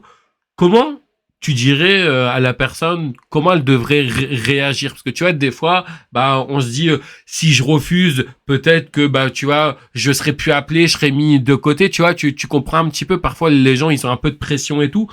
Comment tu dirais que les gens, face à des situations comme ça, ils devraient réagir, selon toi? Honnêtement, il n'y a personne qui peut t'obliger. C'est sûr qu'il y en a qui, j'en ai vu, puis ils vont te dire, ah ouais, prends-en. C'est toi qui as le dernier mot. OK? C'est vrai qu'il y en a qui vont faire comme. J'ai eu des lutteurs de WWE qui m'expliquaient ça. Genre, encore une fois, je ne vais pas dire le nom. Les anciens lutteurs de WWE qui me disaient comme ah j'étais tout seul, comme je ne savais pas si c'était un piège ou pas. Il y en a qui ils me disaient viens chiller avec nous, viens boire avec nous. Tu allais avec eux, après ça, ils allaient te dire à Vince ah, t'as vu, il boit de l'alcool. Ou tu n'allais pas, puis il y en a qui disaient ah, mais non, il est plate lui. So, on va dire à Vince qu'il le release parce qu'il est plate. Tu comprends? Tu es dans une situation au milieu. Et c'est pour ça que moi, je pense que tu n'es pas obligé d'en prendre, mais qu'est-ce que tu devrais faire? Tu essaies d'être ami à ce monde-là, genre comme tu essaies d'être cool, be funny, comme je te dis encore une fois, parle pas de lutte, essaie d'être quelqu'un qui était comme, ah, ce gars-là, je l'aime bien, il a une bonne énergie, sans prendre la drogue, sans prendre tout ça. Tu n'es pas obligé. Tu comprends? So, toujours essayer de trouver une petite tactique pour t'échapper à ça. Parce que c'est vrai qu'il y en a qui vont dire, ah, mais non, il est plate, il prend pas. Bien sûr. C'est sûr. So, essaye toujours de trouver une petite tactique pour qu'ils oublient ce qu'ils sont en train de te donner. C'est un conseil que je donne. C'est pas évident, mais oui, je comprends. Je comprends. Ouais. Aide Babar beaucoup. Parle beaucoup. Il faut parler, là, tu sais. On arrive bientôt à la fin de l'interview et je te remercie encore une fois pour cette longue interview. Je voulais savoir quel était l'un des meilleurs conseils qu'on t'a donné jusqu'à maintenant pour justement t'améliorer dans le ring. Même si je suis sûr on a dû t'en donner beaucoup de conseils. C'est toi également aussi tout à l'heure qui disait de toute façon on en apprend tous les jours et tout. Mais c'était quoi? Parce que toi qui a justement été sous l'aile de Karl le Duc, qu'est-ce que Karl ou quelqu'un d'autre a pu te donner comme conseil qui a vraiment changé des choses dans ta vie? Un conseil vraiment qu'on m'a donné il n'y a pas longtemps en plus. Un bon conseil qu'on m'a donné, c'était Drew McIntyre. Oh! Okay. Je l'avais raconté dans une boîte. Okay? Et il était au show de la WWE ici. Puis j'ai une amie qui le connaît. Okay? Puis elle m'a dit, ah, Drew, il va dans tel bar. J'étais comme, oh, OK, cool. Je suis allé, puis elle me l'a présenté. Puis il a vraiment pris 5 minutes de son temps.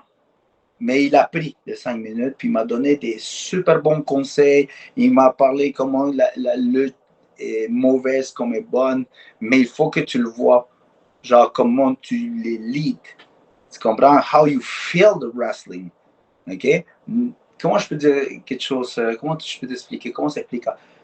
Si c'est ça ta passion, peu importe comment est la lutte haut et bas, focus en toi. Oublie le reste. Tu comprends? Si toi, tu t'aimes pas, commençant à toi, tu t'aimes pas, il n'y a personne qui va le faire pour toi. Personne va pouvoir t'aimer dans le ring, dans ton entrée, ou dans n'importe quel domaine, ou n'importe quelle situation, dans une entrée de lutte. Si toi, tu ne sens pas qu'est-ce que tu fais, t'adores, les mondes vont le sentir. C'est pareil comme, je ne veux pas non plus comparer les gens, la foule avec un chien, mais c'est juste que, qu'est-ce que j'essaie de te dire, si tu te promènes dans la rue, puis tu montes un chien, que tu as peur des chiens, il va te voyer. Mais si tu ne montes pas un effrayeur, tu sens que tu donnes amour à un chien, le chien va venir, il va te licher. Bien sûr. C'est une affaire de même qui m'a expliqué comme quoi il faut que tu prouves ton amour au sport. Même si le sport va mal, même si le sport, il peut être n'importe quoi que tu veux, mais si tu montres l'amour que tu as envers cet sport, les gens vont le sentir, les publics vont le sentir, ils vont sentir ton énergie. Et c'est ça que je crois qu'il arrive avec moi, avec Main Event, puis c'est ça qui fait que le monde, dans la scène, ils crient tout chato, chato, chato. Je pense que c'est ça. Ça, c'est un conseil qu'il m'avait donné, puis je l'avais retenu. Puis ça m'a quand même gardé jusqu'à aujourd'hui, puis ça m'aide beaucoup. Ça m'aide beaucoup. Puis à chaque fois que je sens qu'il y a un petit blocage, je m'appelle Drew, il m'a dit ça, Drew McIntyre. OK, I gotta take this, you know? Tu dirais quoi à ton toi du passé, étant plus jeune? Comment? Tu dirais quoi, par exemple, avec ce que tu vas vivre par la suite? Toi, aujourd'hui, qu'est-ce que tu dirais à toi étant plus jeune? Si, admettons, aujourd'hui, là, t'avais l'opportunité de te revoir plus jeune, qu'est-ce que tu dirais à ce petit... Suis ton cœur. C'est tout. Suis ton cœur, parce que si tu le fais pas avec ton cœur, ça marche pas. So, je peux pas lui dire fais ça ou fais l'autre.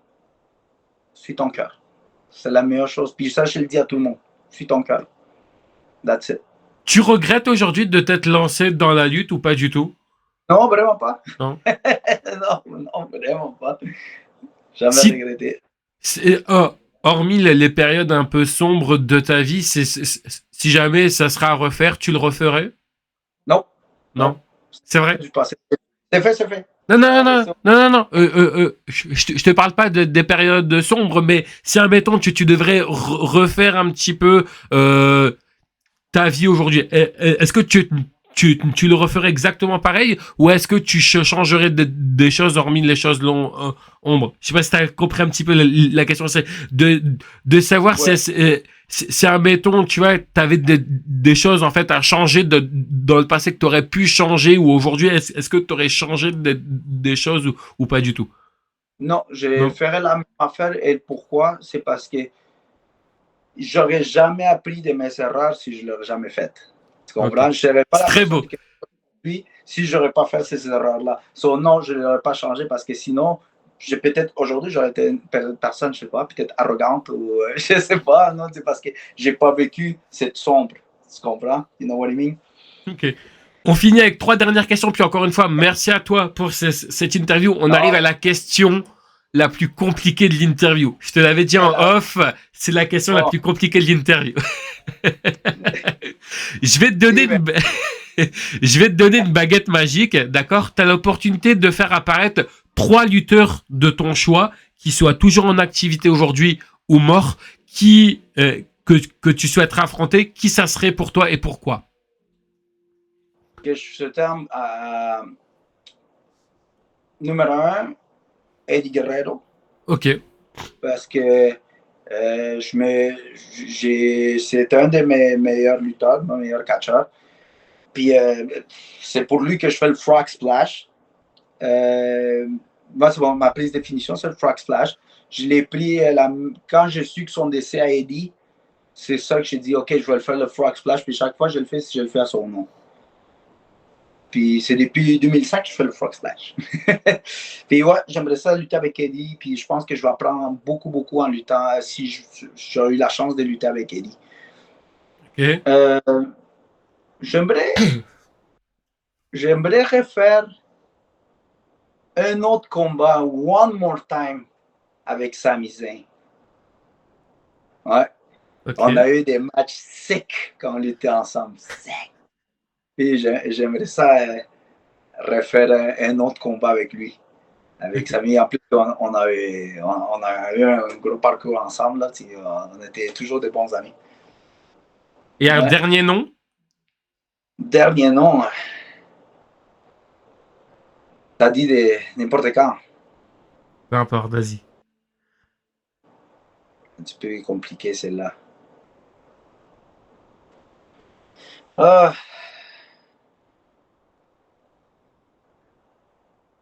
Kurt Angle. Oh, d'accord. Pour une Kurt raison Angle. particulière? Hein? Pour une raison particulière? J'ai toujours, quand je regardais des matchs de Kurt Angle contre Eddie Guerrero, bien sûr, je ne sais pas pourquoi je me voyais dans ce combat-là. Tout le temps, parce que Kurt,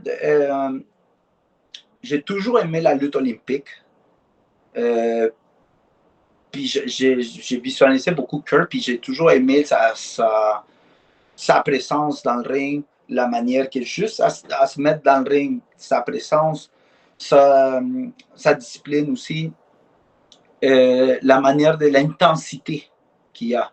Puis c'est ça que parce que je donne aussi des cours de lutte à la NCW, puis je donne toujours l'intensité. J'oublie chez les gens, non, intense. Quand ils font des cris, je dis, non, recommence. Mais pourquoi tu me fais recommencer? Recommence jusqu'à ce que tu sois intense. On va recommencer toute la soirée s'il faut, jusqu'à ce que tu sois intense. Puis c'est des Kurt que je voyais l'intensité de même, puis je me suis dit, OK, non. Puis c'est de lui que je sors aussi d'être intense dans le ring. C'est Kurt. Ouais. Tu, tu me permets de reprolonger un petit peu et de modifier la question, c'est-à-dire on reste sûr que c'est cette baguette magique, mais si admettons t'aurais ton toi en face de toi, donc c'est-à-dire ton double, comment tu te battrais? Oh, God! Je pense que les deux, on se donnerait le 100%. On essaierait de voir le show au complet. Là. Ouais, puis on ferait toutes les sortes de matchs possibles. TLC, whatever, cage match, il faut. Là. Du coup, comme je t'ai dit, il reste deux dernières questions, puis encore une fois, merci à toi. Et je peux te rajouter un quatrième? Allez, vas-y. Attention, hein, parce que en général, je vais dire oui exceptionnellement, mais s'il vous plaît, les gens qui vont voir cette interview 3, parce que Pourquoi je te dis ça? Parce que d'habitude, j'en demandais un seul. Mais comme on aime tellement bien me respecter ici, qu'on en donnait trois. Donc, à un moment donné, tu vois, toi qui as vécu avec un frère et tout, tu sais, quand on dit oui à l'un, on peut pas dire non à l'autre, tu vois. Donc, Exact. comme vous êtes un petit peu mes enfants quand vous venez ici, si je dis oui à l'un, je peux pas dire non à l'autre. Donc, Il va falloir que tu fasses 4 maintenant. Là. Ouais, je racheterais Shawn Michaels. oh, d'accord. Ok. Ouais. Une Oh raison oui. particulière ou pas du tout? Juste parce que tu as envie de te prendre le system Non, music? non, vraiment pas. Aussi, là. Mais non, c'est parce que Sean, c'était un des gars que je voyais que même dans l'époque de quand la WWE tombait, Sean a maintenu la fédération de même. Tu Ouais. comprends? Il a réussi à le garder. Tu comprends? Sean, c'était, je considère comme un des meilleurs lutteurs of all time. Puis juste l'effet de qui soutenir une compagnie grosse de même, puis les soutenir comme ça quand il n'y avait pas les moyens, quand tu avais toutes les vedettes dans son autre bord, genre la WCW, puis tu avais juste Sean tout seul, puis il a quand même réussi. Ça, je respecte beaucoup parce que je sais que c'est beaucoup de travail. C'est beaucoup dans le dos, puis ça veut dire que les gars, c'est un vrai athlète. Il sait qu'est-ce qu'il fait. So, j'imagine même pas si je me pognais avec lui dans le ring. Ce serait un match magique, T'es- exceptionnel. T'as été triste à WrestleMania 26 lors de sa retraite? Non, parce que ben, tu sais, je sais que Sean, il volait toujours le show. C'était toujours le meilleur match à la soirée. Mais non, parce que je voyais que les gars, il a déjà tout fait. Puis s'il n'aurait pas fait sa retraite, peut-être il y aurait un petit peu plus de misère à cause de son âge. Tu comprends? Puis la lutte devient un petit peu plus difficile pour lui. Là. C'est comme ça, un petit peu trop dans le dos. Puis j'aime mieux qu'il aurait fini en bon terme qu'avoir fini en mauvais terme. Oh. Côté physique. Pareil, je voulais savoir, est-ce que tu as un endroit où tu as le plus aimé aller lutter et un endroit où tu as le moins aimé? Quand je parle de plus aimé ou de moins aimé, c'est peut-être par rapport au niveau de la foule, tu vois, parce que des fois, t'as des foules qui sont en fusion, des fois, t'as des foules qui bah, malheureusement, sont comme ça. Dans un petit peu, est-ce qu'il y a un endroit où tu as le plus aimé aller lutter, peut-être pour l'architecture ou autre, ou un endroit où tu as le moins aimé? Ben, ce que j'aime beaucoup, c'est ce que je lutte à Main Event Wrestling. La foule est toujours packed. C'est chaud. Là. Comme, ça, c'est une des foules que j'aimais beaucoup. J'aimais à l'époque aussi quand j'avais lutté à la CCW, Combat Zone Wrestling. À l'époque, je te parle. J'avais lutté là-bas aujourd'hui. Il n'y a pas longtemps, il y a 2 ans seulement pour le WrestleMania Week. C'était OK. C'est plus comme avant. C'est pas la même crowd comme avant à la ECW Arena et tout ça. Mais ouais, ça, c'est des places que j'aimais le moins. Je peux pas dire aimer le moins parce que on s'entend qu'il n'y a pas tout le monde qui a le même budget pour faire un gros show. Ça, c'est pas la faute au organisateur. Lui a donné tout ce qu'il pouvait, puis ça a sorti qu'il n'y avait pas eu beaucoup de monde, toute la publicité était mauvaise. Peut-être que c'était sa première fois où il n'est pas vraiment un businessman, c'est pas sa faute. Je peux pas dire que c'était mauvais, c'est juste qu'il a fait ce qu'il pouvait, puis je reconnais les efforts de tout le monde.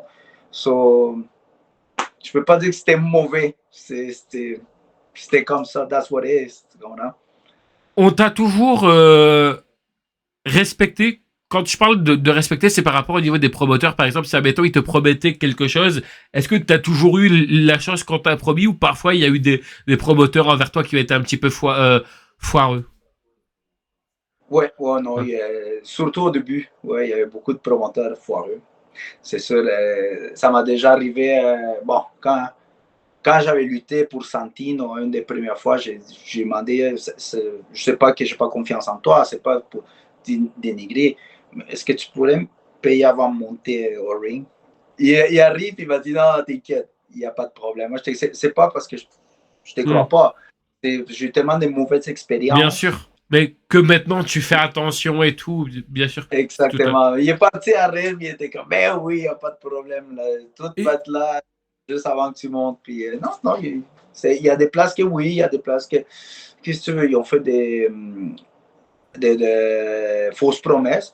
Mais avec l'expérience maintenant, tu sais, comme j'ai vu dans le parcours comment ça marche, qu'est-ce qu'ils vont, on m'a déjà joué par-dessus, puis tout ça, là. No way, là, je fais plus les mêmes erreurs. J'ai fait des erreurs mais différentes. Puis non, là, je sais où aller, j'ai fait plus attention, je m'assure que tout va bien, que ça, c'est comme ça, puis tout ça. Des fois, j'ai négocié avec la personne, tu n'as pas le choix, ça dépend. Si tu commences, c'est un nouveau catcheur, c'est sûr que tu n'es pas dans l'auteur de négocier, tout ça, juste pour que les mondes qui te regardent, ils se fassent des mauvaises idées, tu comprends? Mais une fois que tu es déjà établi, que tu as déjà ta foule, que tu es déjà connu, là, tu pourrais genre te mettre en mode de négociation. Tu comprends? Comme si c'était ta business à toi. Mais quand tu commences, tu peux pas faire ça. Tu vas insulter le promoteur. Pareil, tu vois, juste vraiment, je rallonge un petit peu et après, promis, on conclut. Il n'y a pas de souci. Ça me dérange pas, mais après, pour l'audience, je crois que ça va. mais pareil, je voulais savoir, est-ce que, pareil, sans citer de nom également, il y a des endroits où tu veux plus aller catcher parce que tu as eu de mauvaises expériences? Ah non, non, non, ça va. Je sais que le monde change, puis s'il y a eu des mauvaises expériences, c'est sûr que je vais m'assurer à 100% avant d'aller si tout est OK. Tu sais, je pourrais retourner, mais si je vois qu'il n'y a pas de changement, c'est sûr que je ne me déplacerai même pas. Je veux m'assurer d'abord. Maintenant, je mets garde. Quand je fais mes gardes avant, puis si je vois que tout est OK, je vais aller. Sinon, je ne me déplacerai même pas. Je suis plus dans le mood avec mon parcours, je suis plus dans le mood de me chicaner avec un promoteur ou avec qui que ce soit ou me pogner avec un autre catcheur. Non, non, non. Ça n'a pas donné. Bon, ben, ça donne pas, puis on tourne la page, puis next, c'est tout. Et du coup, on termine avec une question assez classique. Est-ce que tu aurais une anecdote à nous raconter, que ça soit bon ou pas bon, peu importe, c'est toi qui vois, que tu as vécu et que tu souhaites partager pour conclure en beauté cette interview? Ah, j'ai plein d'anecdotes, mais ils sont C'est quand tu veux. très très intenses. C'est trop fuerte. Mais j'en parlais Allez, vas-y. petite. À un moment donné, on s'en allait à Providence, aux États-Unis, Rhode Island. Puis, on était avec deux lutteurs d'Ontario. Encore une fois, je ne vais pas dire le nom. Non, mais il n'y a pas de souci. Puis, mais il y en a un qui était un peu trop, pas arrogant, mais tu lui dis une affaire, il fait tout croche, puis tout ça. OK.